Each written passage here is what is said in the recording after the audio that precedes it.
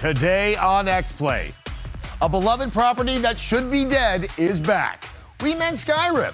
Plus, forget all the lies your teacher told you. We review Call of Duty Vanguard. It's game time. Again. Hello and welcome to XPlay. This is a very surreal and exciting feeling to be on the set of a show called XPlay. Again. But more exciting and maybe even more surreal is to be joined by my fellow co-hosts, the Black Okage, Proscarin, and Gerard, the completionist. All right, this is the very first episode of the relaunch of a show that did a lot of irreverent, irresponsible things back in the day. We also reviewed some games from time to time. Now, is there anything any of you want to say before we start the very first review of this new era? Yeah, I'm just the diversity hire. Yes, we definitely needed a Hokage. Believe it. Frost? I need a job. This is the mortgage payment. Speaking for the ladies, I can see. And Gerard, like, does this complete you? You know what? Everyone makes that joke all the time. I'm gonna say yes. For me, this is a huge moment in my career to be. XPlay is why I started, and XPlay is now I'm here. So it's very, very emotional for me. I have a lot of history with XPlay, so it's very exciting. But speaking of history, there is a lot of history with the show itself, Adam. And most of it, well, it's embarrassing. Yeah. And what better way to mark history than by diving into literal history? Call of Duty Vanguard has touted itself as the best World War II game of all time. And we'll be the judge of that. Here's our review. Just like you can depend on every random food item suddenly being pumpkin spice flavored for 2 months in the fall. Seriously, who was asking for pumpkin ramen? When the leaves change, a new Call of Duty is not far behind. And guess what? XPlay's got a copy of Call of Duty Vanguard in one hand and a cup of piping hot orange noodles in the other. Time to hit the front line. Charge! Go, go, go! Forward!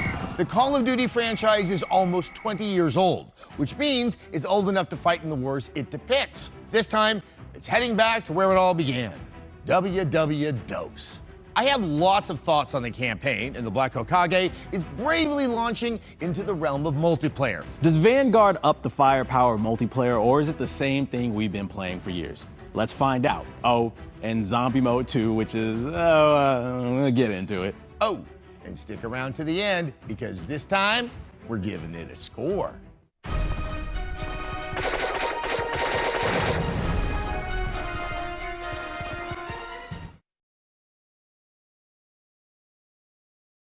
First up, the campaign.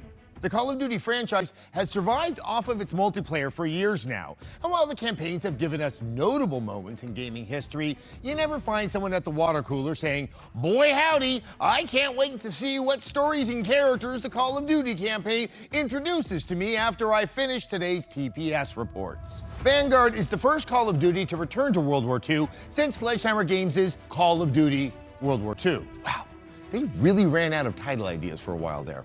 The storylines, maps, and operators are all influenced by real people, places, and events that don't get a lot of play in the history books. And out of all the characters you are introduced to, the two that really shine the brightest are Polina Petrova and Arthur Kingsley. Through Arthur's D-Day mission, which has one of the coolest openings in the entire game, we see him go from paratrooper to leader, and those leadership skills are exemplified throughout the narration and framing of the campaign. But it is Polina Petrova who is the heart of Vanguard. Polina isn't someone who we see immediately on a battlefield. She is thrust into it against her will, with her home becoming a literal war zone, giving her the most stakes and heart throughout the game. The campaign overall is slightly better than its predecessors. The story is definitely the highlight, but the overall gameplay experience is pretty mired in always having to figure out what the game wants you to do. And the climax just feels like a standard mid-campaign mission rather than a star-studded finale. Overall, the strengths of Vanguard's campaign lie within its technically stunning lighting and audio design and its rich narrative. But sadly, the marriage of story and gameplay isn't enough to make it an exceptional aspect of the game.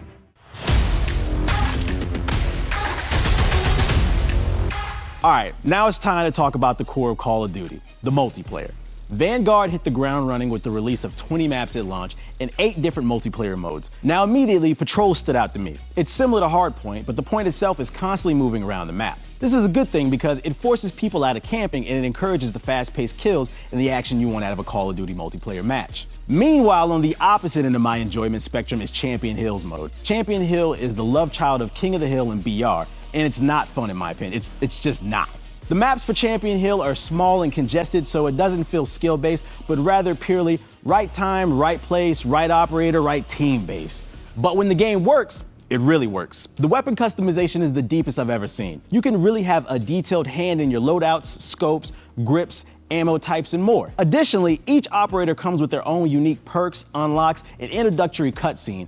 Ultimately, the more I played, the more I felt myself enjoying it, and I kept coming back for more. It certainly kept me more interested and engaged than Call of Duty Black Ops Cold War. In fact, I can definitely see myself playing this one longer too. Until Battlefield 2042 releases, and then Halo Infinite's multiplayer, and Rainbow Six Extraction. Damn, they really gave us all these multiplayer games at the same time, didn't they? One last note from my own experience right now. I would say don't get this game on the PS5. I'm not lying. At the time we're recording this review, I tried playing it on my console and experienced lag and stuttering issues. Hopefully those performance issues are patched pretty soon, but in the meantime, I personally would recommend playing Call of Duty Vanguard strictly on the PC for peak performance and picture quality. And now we need to talk the zombie mode, but no one wanted to do it, so we brought in an actual zombie. Excuse me. Thank you, the Black Hokage. Call of Duty. What happened? Der Anfang? More like Der Awful. This is one of the weakest zombie modes I've ever seen. Just the same repetitive motions of crafting, upgrades, jumping through portals, drinking a mystery substance to gain powers, jumping back through portals again. It's enough to make you want to stay dead. Look, just go back to the classic round-based zombie gameplay style. If it ain't broke, don't fix it. And now that we've said all that, it's time to get to what you're really here for. That's right, it's Moment of Glory time. This week's SteelSeries Moment of Glory goes to Lyudmila Pavlichenko, the legendary sniper whose story inspired the protagonist in Call of Duty Vanguard. Pavlichenko was a sniper for the Soviet Red Army during World War II. During her brief year spent on the battlefield, she racked up 309 confirmed kills before she was even 25. Her virtuoso skill at dropping Nazis earned her the nickname Lady Death. The sounds you're currently hearing are streamers worldwide crying at that god-tier KD ratio. Given that track record, it only makes sense that the team behind Call of Duty Vanguard modeled Lieutenant Polina Petrova, one of the game's protagonists, off the legendary Soviet sniper. I don't know about you, but anyone who forged a friendship with Eleanor Roosevelt because they excelled at wrecking Nazis is worth all the glory. So here's to you, Lyudmila Pavlichenko. May your legend live on. Ultimately, Call of Duty Vanguard is an average next installment in the series. While there are a few standout elements, from its narrative writing to the multiple facets of multiplayer, these features alone do not outweigh the return to formula and refractory gameplay for all modes of Vanguard. And with so many other multiplayer franchises also dropping around Call of Duty, releasing a game with unsatisfactory maps and modes is detrimental. With a bit of polish across all three games' facets, we could be looking at a celebrated next-gen Call of Duty game.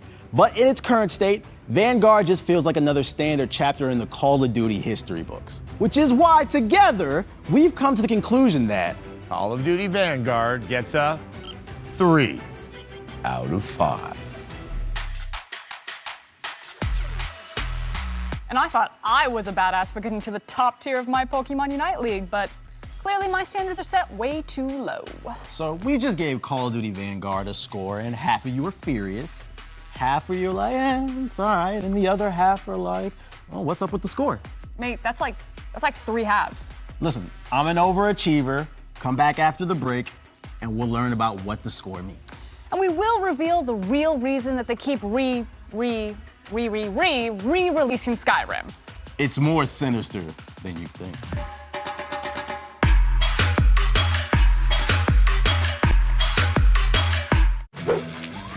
Hello, this is Hey Donna. We're all professionals here, right? Out of paper. This is the chair you put your employees in? Gerard looks like a level 9,000 Discord mod. Oh my God, that's a TV show or is it a roast? How much is that toaster? I just hope no one gets hurt. Oh, you just dropped the bomb!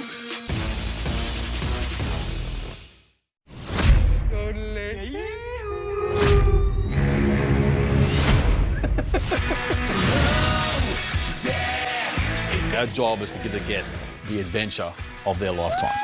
It is breathtaking. We are in cold water. Everyone nice and warm? What in the damn world a Caribbean man like me doing? My gosh, this is where we hot tub and have sex?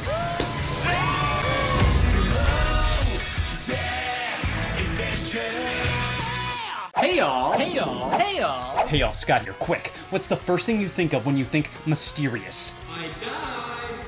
I was supposed to get robbed tomorrow. No manners, no subtlety. All right, I'll go inside just this once to try this thing out. After that, never again. I hate change. I've had the same feet for years, thank you. I interrupt your regularly scheduled me with an emergency report by me. Take it, you son of a bitch.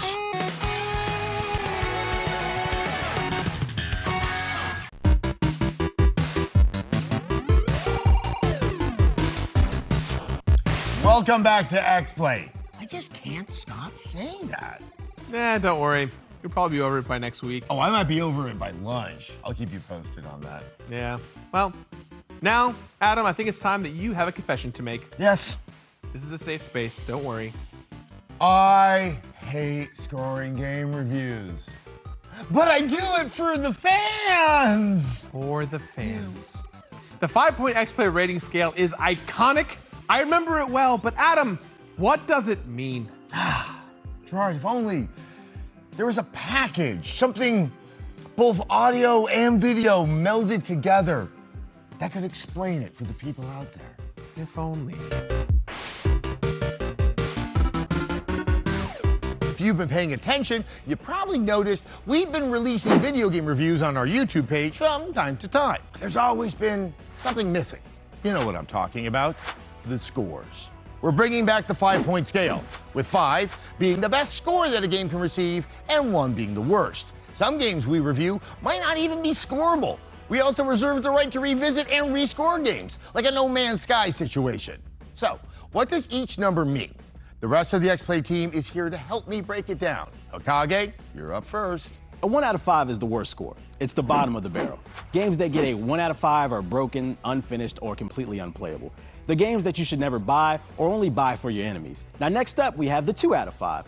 A 2 is a bad game. 2s may have poor design, frustrating features that weigh it down, or be so tedious and unimaginative that it just makes you mad that you played it when you could have booted up Skyrim for the 20th time. A 3 out of 5 is next. Now, as you may have noticed, a 3 is halfway between 1 and 5. So you would be correct in guessing that 3 is a fine game. Not great, but fine, decent even. A 3 delivers at bare minimum expectations. It's a competent game with no huge flaws that drag it down. And now I want to talk about how we score the best of games. A 4 out of 5 is a great game. Hell, it can even be amazing. A 4 out of 5 is a creative, fun game that thoroughly enthralls players. The 5 out of 5 is reserved for something truly special, because this type of game is more than the sum of its parts. It's the type of game that sticks with you long after you put your controller down. Just as we're establishing these guidelines now, there will probably be times where we break them or avoid them entirely. The point is, I don't want anyone to get too caught up in what the score is, because that hinders interesting discussions about games.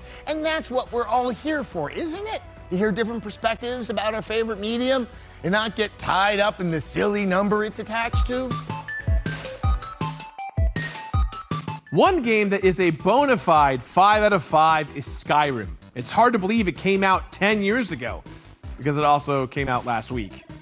And then a couple of years before that, and there was a VR release, and then Alexa, which is strange altogether. Do I need to complete the Alexa version? I sure hope not. Anyways, not every game, even a great game, gets re-released 8 times. Why has this happened with Skyrim so many times? The answer might surprise you. So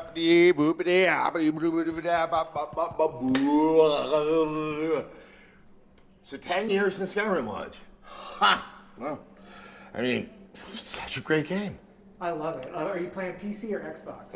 I already played it on 360. No, I mean the Series X. Oh wait, are you telling me they're re-releasing it again? I mean, this is what, like the 8th time? Hey Adam, they're re-releasing Skyrim for like the 8th time, dude! Hey Adam, you know they're re-releasing Skyrim for the 8th time? I'm gonna be a ranged Bosmer. A Wood Elf Archer, how original. I have to play it again. Someone call Todd Howard. No, let him. Todd Howard! Todd Howard! Todd Howard! No!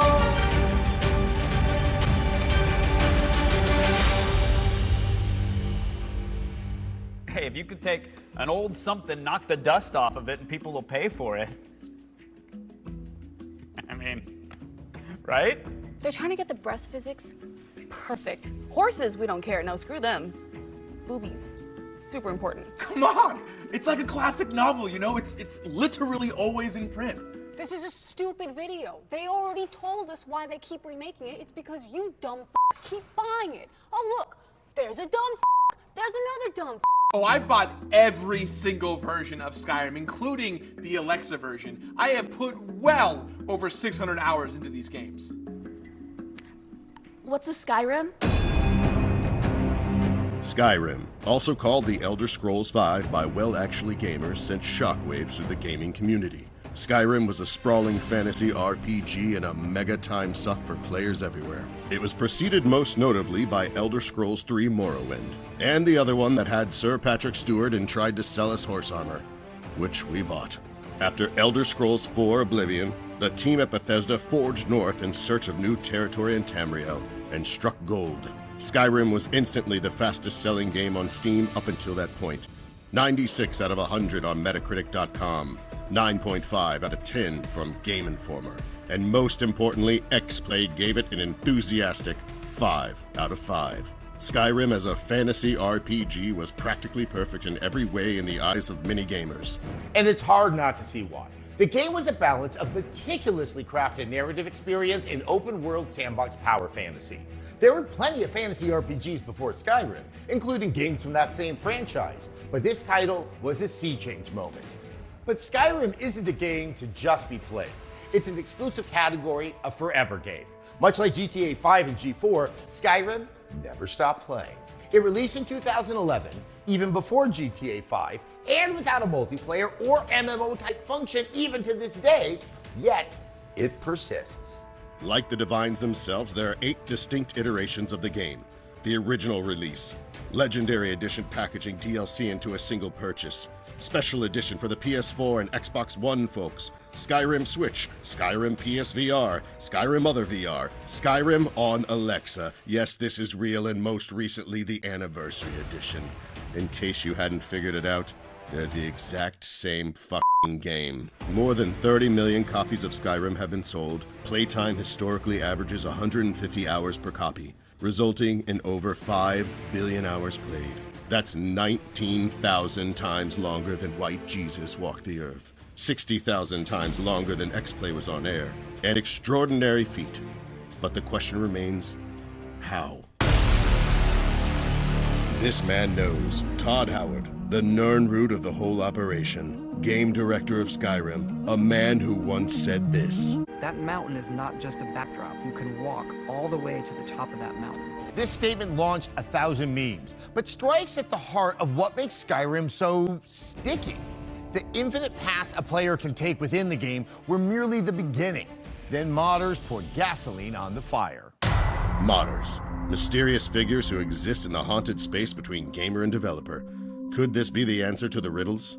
Few developers embrace mods and modding as fully as Bethesda has, and that openness to fan creation is part of what has kept Skyrim relevant far longer than anyone expected. As of now, fans have uploaded over 60,000 mod submissions on Nexus Mods and 28,000 in the Steam Workshop, making Skyrim one of the most modded games to date and giving Left 4 Dead 2 a run for its money. And in 2017, Bethesda announced they were taking the relationship with the mod community to the next level. They would start compensating modders that rose to the top. What Creation Club really did was allow players even easier access to abominations like dwarven armored mud crabs, or making a game from 2011 look like a game from 2017. Oh, now I run around dressed up as a pirate holding a gigantic Buster Sword from Final Fantasy VII while marrying Princess Zelda, trying to fight Macho Man Randy dragons all over the place. It's sick. Some players criticize the move as a cynical decision to convert free fan support into cheap labor under the guise of community building. But users inside the Creation Club responded to the move with praise. Being compensated for their work and having that work protected under the official umbrella of the publisher of the game itself, well, that's rare in an industry full of black boxes. Which, I mean, good for them. But like an apple cider donut Oreo or new flavor of meth, these tasty additions are an irresistible draw for gamers who swore they were out of the Skyrim business. Potentially 5 billion hours have been logged in Skyrim. That is absolutely mind-blowing. How many of those 5 billion belong to you, though? Too many. How many? I don't want to talk about it. What about you? I only played Skyrim once, but it was mostly the tutorial.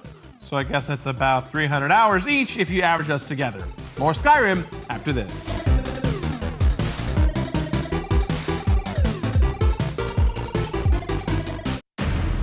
Chicago Wednesday is TV's #1 rated night of dramas. When this community calls, we respond. There are people who stand steady, who hold on to hope, and we continue to fight for the good of the city. Whatever it takes, every single day. One city. One family. One Chicago. Stronger together. Chicago Wednesdays on NBC and streaming on Peacock.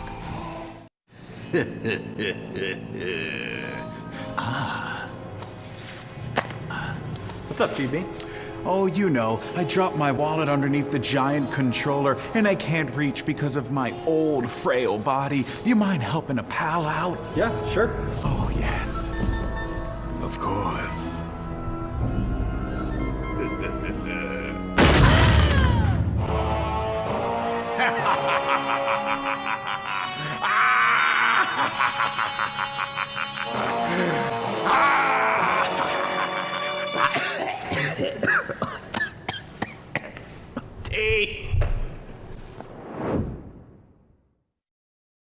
It's getting really weird out there. How weird? Oh my God, you killed Kirby! We give XPlay a 5 out of 5. I hope you'll do better next time.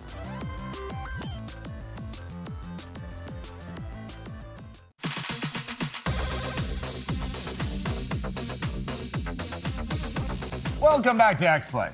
Welcome to XPlay. Yep, you're always right. That phrase has absolutely no meaning anymore.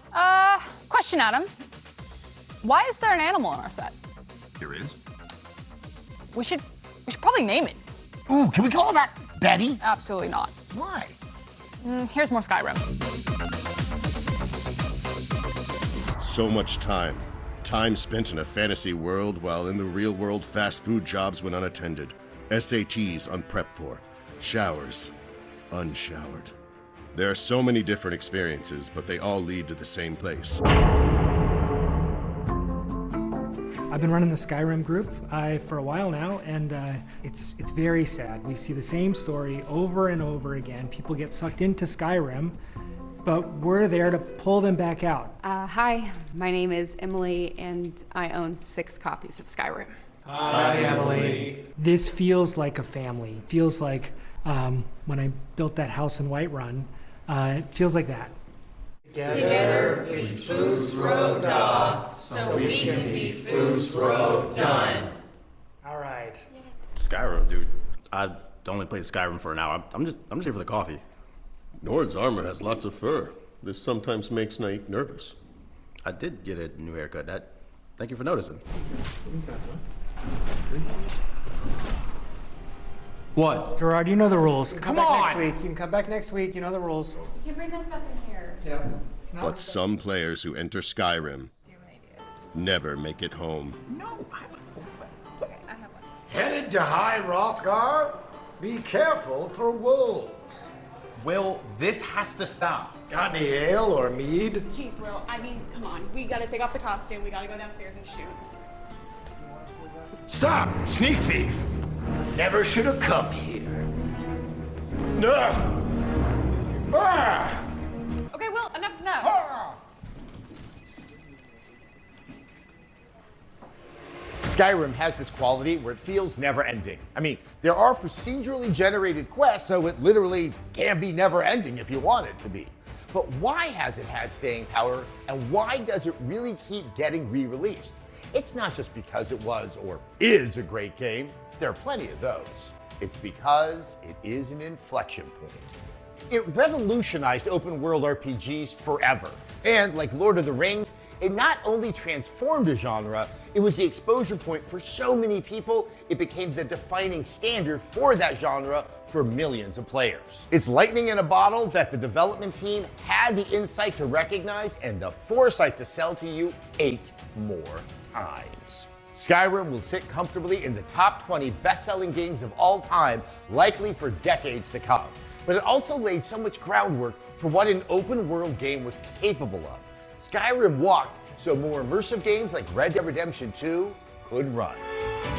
It's an achievement that sits next to Super Mario Bros., GTA 3, and the first Call of Duty. Now please, Skyrim, go the f*** away. We're done. We can't wake up in that prison cart one more time. And maybe we won't have to. With this being Skyrim on the latest generation of consoles and offering a union of both creator and community content, it is reasonable to hope this is the final Skyrim edition that will be released. Gerard the Completionist finally said goodbye to Skyrim for good and picks up Persona instead. That poor bastard. Will Neff now runs an organic strawberry farm in upstate Oregon. He rescues cats, and his house reeks of piss. Emily was prosecuted for murder and is awaiting trial. Adam embarked on a hot air balloon trip around the world and was never seen again. And Todd Howard released Skyrim 22 more times over the next 10 years. And yes, we played it. Every single time. So question, Gerard. Are you gonna complete the Skyrim Anniversary Edition, like, for real this time? Adam, can I swear on TV? I don't care. Oh, Corey. No. Guys, what about the lizard? Look, we can't name the lizard yet because we need to create that drama and that suspense. That's how the audience is going to come back. That's how cable television works. What's cable television? Oh, God. Yeah. You're watching on TV right now, but if you want to expand your horizons, you can find more good stuff on Twitch and YouTube. Yeah. Seriously. I'm so excited for XPlay coming back, you guys. It's going to be really cool. Yeah, I mean, do you realize we just did it? We just did a show? This was it. Yeah. I was on the couch last time it was on. Now I'm on the set. Yeah. This is real. We'll see you tomorrow. Wait, we're doing this tomorrow? Again? Bye!